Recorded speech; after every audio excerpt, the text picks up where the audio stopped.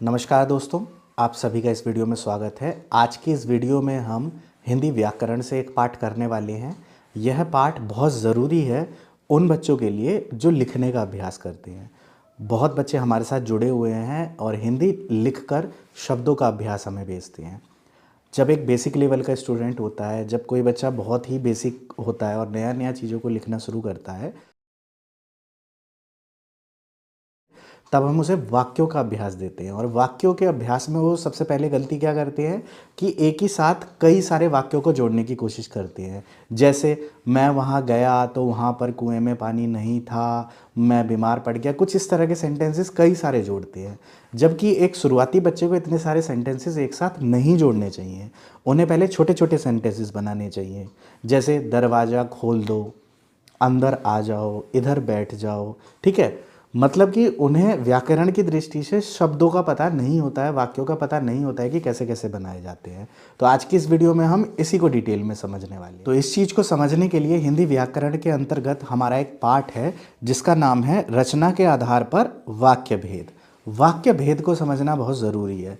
उस वाक्य भेद के अंतर्गत क्या बताया जाता है कि वाक्य के जो वाक्यों को लिखने के तरीके हैं वो 3 तरह के वाक्य होते हैं। कैसे? पहला है सरल वाक्य, दूसरा है हमारा संयुक्त वाक्य और तीसरा है हमारा मिश्र वाक्य।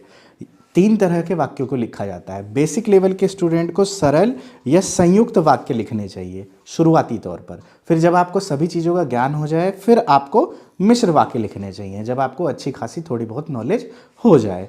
अब हम इसके आगे देखते हैं कि सरल, संयुक्त और मिश्र वाक्य क्या होते हैं।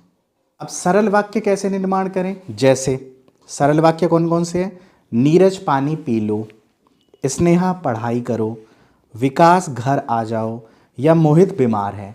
इस तरह के शब्दों में बहुत छोटी छोटी सी चीज़, बहुत छोटे छोटे से वाक्य लिए जाते हैं। इधर आओ, उधर जाओ, खाना, रंगों के नाम या इस तरह की चीज़ों का अभ्यास करना चाहिए अगर आप शुरुआती लेवल पर हैं। अ से लेकर अ तक की मात्राएं सीखी हैं, आप वाक्यों को बना रहे हैं। नाखून मत काटो, ठीक है, फूलों की माला बनाओ, इस तरह के वाक्य। ना के बागान से फूल लेकर आओ, उससे माला बनाओ, माला बनाकर ये काम करो। तो शुरुआती तौर पर इस तरह की चीज़ें आप नहीं बना पाएंगे, उसमें बहुत सारी गलतियाँ होंगी। की, क्यों की, किसकी, जिससे, उन्हें, इस तरह की गलतियाँ होंगी। इसी तरह आपको इसीलिए ये चीज़ सीखना बहुत ज़रूरी है, वाक्य भेद। तो पहला हमारा क्या है? सरल वाक्य, जो बिल्कुल ही सरल होता है। शुरुआती तौर पर सरल वाक्यों को बनाए। तो अब जानते हैं कि संयुक्त वाक्य कैसे बनते हैं, कैसे होते हैं। जैसे देखते हैं हम इधर, बिजली नहीं है इसीलिए अंधेरा है। बिजली नहीं है इसीलिए अंधेरा है, ये हमारा संयुक्त वाक्य होता है। अब संयुक्त वाक्य की एक और पहचान है जो मैं इसे पढ़ने के बाद बताऊंगा। जैसे मेट्रो से चलेंगे ताकि समय पर पहुंचे, मेट्रो से चलेंगे ताकि समय पर पहुंचे। आप गर्म चाय पिएंगे या ठंडी चाय, आप गर्म चाय पिएंगे या ठंडी चाय, कुछ इस तरह के वाक्य। विराट ने चाय नहीं पी क्योंकि घर में दूध नहीं था, ये हमारा संयुक्त वाक्य है।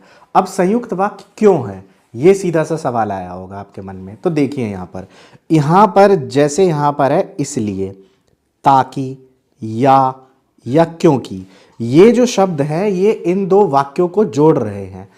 संयुक्त वाक्य के अंतर्गत जो इन शब्दों के इधर शब्द है उसका भी अपना एक अर्थ है, जो इसके इधर शब्द है उसका भी अपना अर्थ है। तो संयुक्त वाक्य के अंतर्गत क्या होता है कि जो संयुक्त करता है, जो इनको जोड़ता है, उनके दोनों तरफ के शब्दों का अपना अर्थ है। जैसे यहाँ है बिजली नहीं है, तो बिजली नहीं है का मतलब बिजली नहीं है, ये एक हमारा सरल वाक्य हो गया। अंधेरा है, अंधेरा है का भी अपना एक अर्थ है। अंधेरा है भाई, कैसा है? अंधेरा है। लेकिन जब हम इसे जोड़ते हैं, बिजली नहीं है इसीलिए अंधेरा है, जब इसलिए इसमें जुड़ गया तो इसने दोनों को संयुक्त कर दिया, जोड़ दिया, तो ये संयुक्त वाक्य कहलाता है। तो इसी तरह जब आप संयुक्त वाक्य बनाने की कोशिश कर रहे हैं जो दोनों स्वतंत्र है उनको एक शब्द जोड़ देता है, तब आपको कुछ इस तरह के शब्दों की जरूरत पड़ती है। जैसे और, तथा, इसलिए, किंतु, फलतः, अतः, क्योंकि, या, ताकि, परंतु और इत्यादि। इत्यादि का अर्थ है इसके अलावा भी बहुत सारे शब्द हैं। ये हमेशा बीच में आते हैं, संयुक्त वाक्य के बीच में आते हैं, जो दोनों वाक्यों को जोड़ देते हैं। जिस तरह के एग्जाम्पल हमने अभी देखा है, मेट्रो से चलेंगे, ये भी एक बात है। कैसे जाएंगे? मेट्रो से चलेंगे। दूसरा है समय पर पहुंचे, मैं आपको सलाह दे रहा हूं समय पर पहुंचे, लेकिन ताकि ने उसको जोड़ दिया। मेट्रो से चलेंगे ताकि समय पर पहुंचे, मुझे आशा है कि आपको समझ आ गया होगा ये।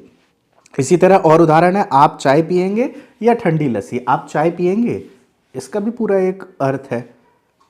ठंडी लस्सी मतलब ठंडी लस्सी पिएंगे, ये भी एक पूरा है। लेकिन या ने दोनों को जोड़ दिया, दोनों में ऑप्शन दे दिया। इसी तरह विराट ने चाय पी, विराट ने चाय नहीं पी, नहीं पी, ये भी एक बात है, विराट ने चाय नहीं पी। अब इसमें क्योंकि ने जोड़ दिया, क्योंकि घर में दूध नहीं था, घर में दूध नहीं था इसीलिए उसने चाय नहीं पी। तो इसने क्या किया, संयुक्त कर दिया। तो ये संयुक्त वाक्य होते हैं। सरल वाक्य, संयुक्त वाक्य। संयुक्त वाक्यों से आप सरल वाक्य भी अलग से निकाल सकते हैं। सरल वाक्य सबसे आसान, संयुक्त वाक्य उससे थोड़ा मुश्किल। अब तीसरी तरह का हमारा वाक्य है मिश्र वाक्य। मिश्र वाक्य क्या होते हैं, ये दोनों जुड़े होते हैं, मिश्र होते हैं, मिश्रित होते हैं। ये दोनों एक दूसरे पर आश्रित होते हैं। कैसे देखते हैं, जैसे अध्यापिका ने उस छात्र को डांटा, अध्यापिका ने उस छात्र को डांटा जिसने गृह कार्य पूरा नहीं किया था, जिसने गृह कार्य पूरा नहीं किया था।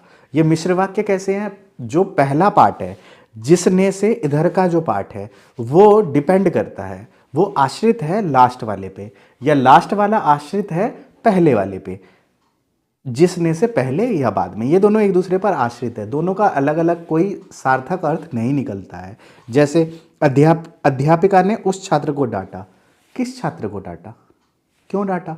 अभी आगे लिखा है जिसने गृह कार्य पूरा नहीं किया, किसने, जिसने गृह कार्य पूरा नहीं किया उसको अध्यापिका ने डांटा। तो ये दोनों इंटरकनेक्टेड है, ये दोनों एक दूसरे पर आश्रित हैं, इसीलिए ये मिश्र वाक्य होता है, जबकि संयुक्त वाक्य में ऐसा नहीं था। दूसरा उदाहरण देखते हैं, गांधी जी वही महात्मा हैं जिन्होंने देश को आज़ाद करवाने के लिए महत्वपूर्ण भूमिका निभाई थी।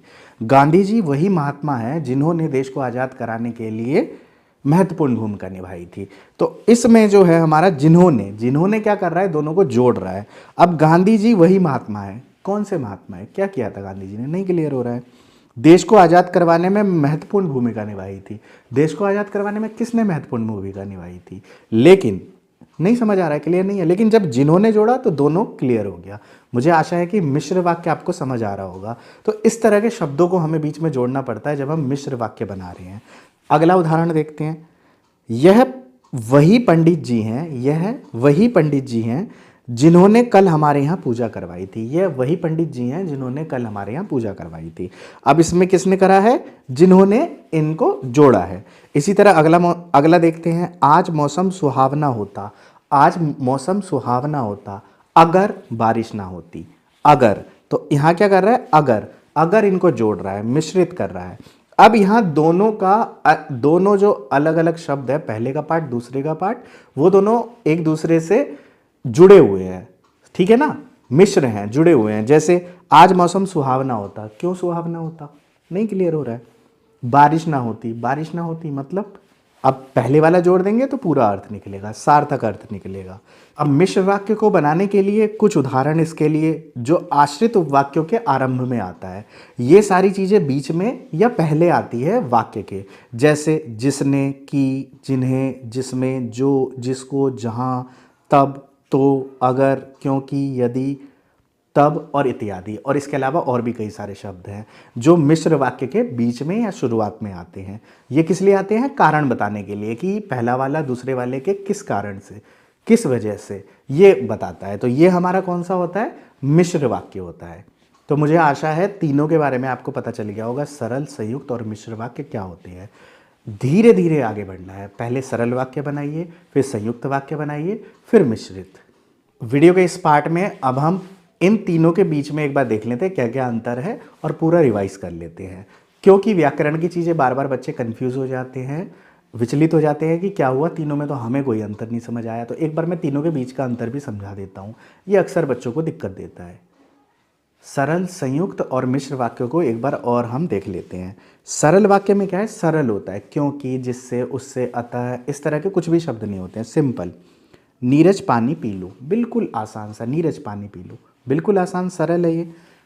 हमारे संयुक्त में क्या होते हैं, बिजली नहीं है इसीलिए अंधेरा है, बिजली नहीं है इसका अपना एक अर्थ है, अंधेरा है अपना एक अर्थ है, इसलिए ने दोनों को जोड़ दिया। तो इसीलिए ने क्या करा, दोनों को जोड़ दिया, तो इसीलिए क्या होता है, संयुक्त वाक्य होता है। जो संयुक्त होता है एक दूसरे पर परस्पर निर्भर नहीं होता है, दोनों स्वतंत्र होते हैं। जो स्वतंत्र होते हैं उन्हें संयुक्त वाक्य कहा जाता है। जो दोनों स्वतंत्र हैं, एक दूसरे से कोई मतलब नहीं है, जब तक उनमें कोई शब्द जोड़ा ना जाए, ठीक है, वो संयुक्त होते हैं। अब मिश्रित क्या होते हैं देखते हैं। अध्यापिका ने उस छात्र को डांटा, गृह कार्य पूरा नहीं किया। अब इसे कौन जोड़ रहा है? जिसने। तो अध्यापिका ने उस छात्र को डांटा, इससे कुछ भी क्लियर नहीं हो रहा है जब तक उसमें अगली बात नहीं जोड़ी जा रही है। तो मिश्रित में क्या होता है या मिश्र में क्या होता है? वो दूसरे एक दूसरे पर आश्रित होते हैं। तो यहां पर हमने क्या देखा? सरल वाक्य अपने आप में स्वतंत्र हैं, संयुक्त वाक्य भी अपने आप में स्वतंत्र हैं जब तक उनके बीच में कुछ जोड़ा ना जाए। और मिश्र वाक्य क्या होते हैं? मिश्र वाक्य एक दूसरे पर आश्रित होते हैं। इन्हें आप आश्रित वाक्य के नाम से भी जान सकते हैं कि ये एक दूसरे पर आश्रित होते हैं। पहले वाला दूसरे वाले पर जब पूरी बात होगी तभी पूरी बात होगी, और दूसरे वाला अगर है तो उसको पहले वाला कोई चाहिए जिससे पूरी बात होगी। इन्हें जोड़ने वाले कौन कौन से शब्द हैं ये भी मैंने आपको बता दिया है। व्याकरण की दृष्टि से ये हमारा बहुत दिनों बाद टॉपिक था, और व्याकरण को पढ़ाने से पहले बहुत सारी सावधानियां भी देखनी पड़ती है व्याकरण की वीडियोस बनाने से पहले, ताकि उसमें कोई गलती ना हो जाए या कोई गलत संदेश आप लोगों तक ना पहुंच जाए। तो ये व्याकरण की हमारी लगभग 25वीं 26वीं वीडियो थी। इससे पहले अगर आप AMT क्लासेस पर जाते हैं और AMT क्लासेस सर्च करके अगर AMT क्लासेस की प्लेलिस्ट में आते हैं तो आपको व्याकरण की 25 से 26 वीडियो मिल जाएगी, जिसमें बोली भाषा, संपर्क भाषा या हिंदी व्याकरण में संधि, शब्द भंडार से पर्यायवाची शब्द, विलोम शब्द, इन सब की वीडियो आपको मिल जाएगी जो हिंदी व्याकरण से रिलेटेड है। मुझे आशा है AMT क्लासेस की वीडियोस आप लोगों के लिए काफ़ी लाभप्रद होगी और इससे काफ़ी फ़ायदा आप उठा रहे होंगे इन वीडियोस से।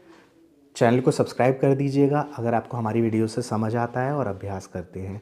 इसी के साथ वीडियो को लाइक भी कर दीजिएगा ताकि हमारा प्रोत्साहन बने रहे। वीडियो को लास्ट तक देखने के लिए आप सभी लोगों का बहुत बहुत धन्यवाद।